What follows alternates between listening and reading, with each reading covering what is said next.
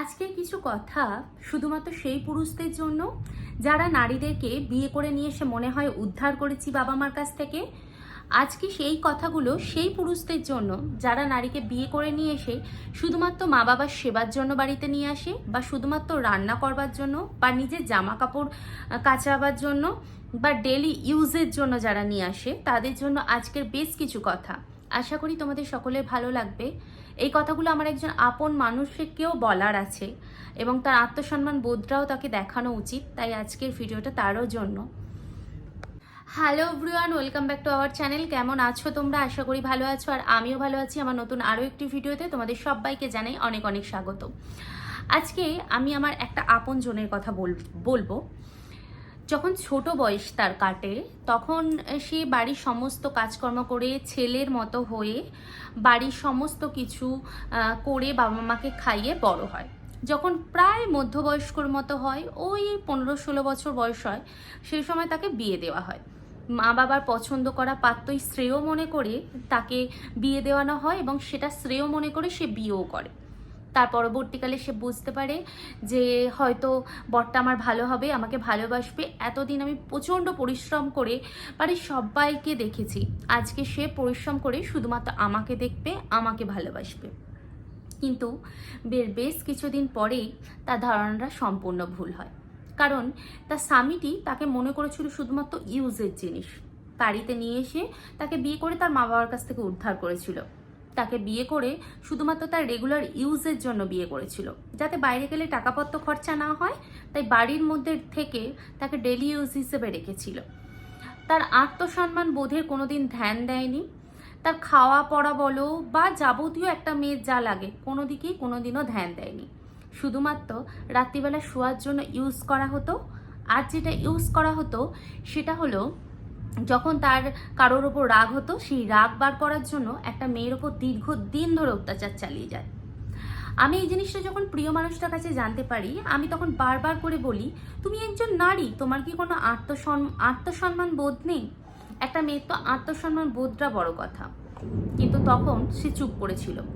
আসলে দোষ এদের না, দোষ হচ্ছে আমাদের সেই সব মানুষেদের যাদের মা বাবারা বলে যে দেখ, মুখের ওপর তর্ক করিস না, মুখের ওপর কোনো কথা বলিস না, বন্ধ করে থাক, মেয়ে বেশি কথা বললে 5 জনে 5টা কথা বলবে।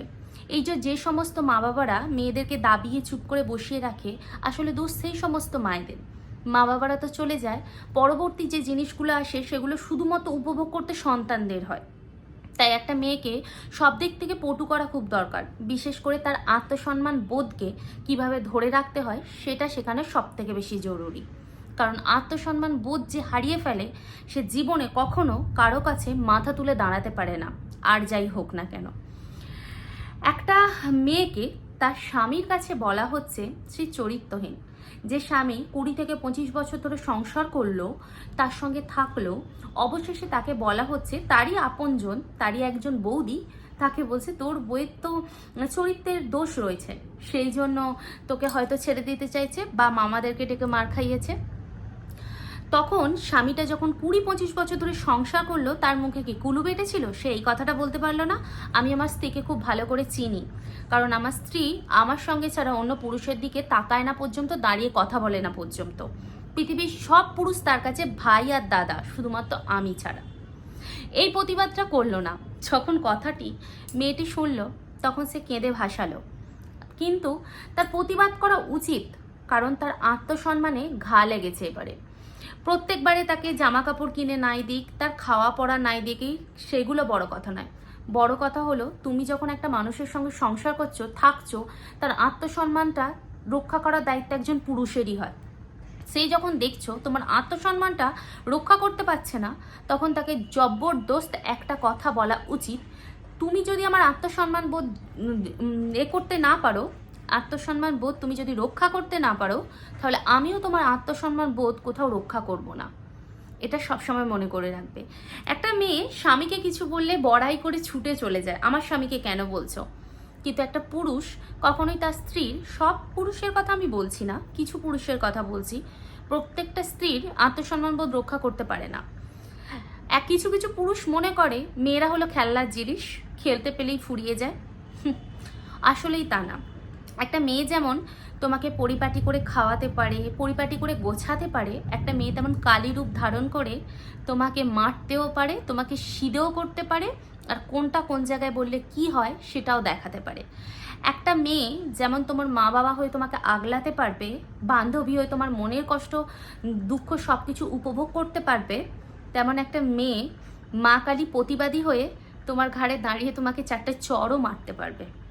সেই রকম আত্মসম্মানবোধ মেয়ে ছেলে যদি এইসব পুরুষদের পাল্লায় পড়ে, দাঁড়িয়ে তারা মার খেয়ে ঘর থেকে বাইরে বেরিয়ে যাবে। আসল হচ্ছে এটা, যখন প্রত্যেকদিন রাত্রিবেলা মদ খেয়ে টলতে টলতে বাড়িতে ফেরো, কোনোদিনও তো মেয়েটা তোমাকে জিজ্ঞেস করেনি তুমি কেন মদ খেয়েছো, কিসের জন্য মদ খেয়েছো। আর যদিও তোমাকে জিজ্ঞেস করে, তুমি বলো মনের ব্যথা থেকে। যে মানুষটা খাওয়াচ্ছে পড়াচ্ছে ডেলি তার সঙ্গে বিছানায় ল্যাপটালেপটি করছে, সে কি বলছে? সে বলছে আমি তো মনে দুঃখ থেকে খাচ্ছি। তার মনে কি দুঃখ থাকতে পারে? আসলে এই সব পুরুষদের না রাস্তায় দাঁড় করিয়ে কিভাবে চাপগাতে হয় সেটা যদি আমার মতো মেয়ের পাল্লায় পড়তো তাহলে দেখে নিত। যাই হোক, আমার এইসব কথাগুলো তাদেরকে বলা উচিত নয়। আমার কাছে কথা হচ্ছে প্রত্যেকটা মেয়েরই আত্মসম্মান বোধকে নিজেকে রক্ষা করাটা খুব দরকার। আত্মসম্মান বোধ হারিয়ে ফেললে সবাই মানুষ তোমাকে ফেল্লা ভাববে। যেমন ছুঁড়ে ফেলা বোতল বা ইউজ অ্যান্ড থ্রো পেনগুলো হয়, ইউজ করা হয়ে গেলে ছুঁড়ে ফেলে দেওয়ার মতো, ঠিক সেরকম মনে করবে। তাই প্রত্যেকটা মেয়ের আত্মসম্মান বোধটা সব থেকে আগে। এমন আত্মসম্মান বোধ তৈরি করো, একটা পুরুষ একবার আঙুল তুলতে গেলে বা পাড়ার যে কেউ তোমার দিকে আঙুল তুলতে গেলে 14 বার ভাবে যেন কার দিকে আঙুল তুলছি। যাই হোক বন্ধুরা, আজকের ব্লগটা এতটুকুই। আর যে কথাগুলো বললাম তোমরা যদি এক থাকো অবশ্যই কমেন্ট বক্সে জানিও। ভালো থেকো, সুস্থ থেকো।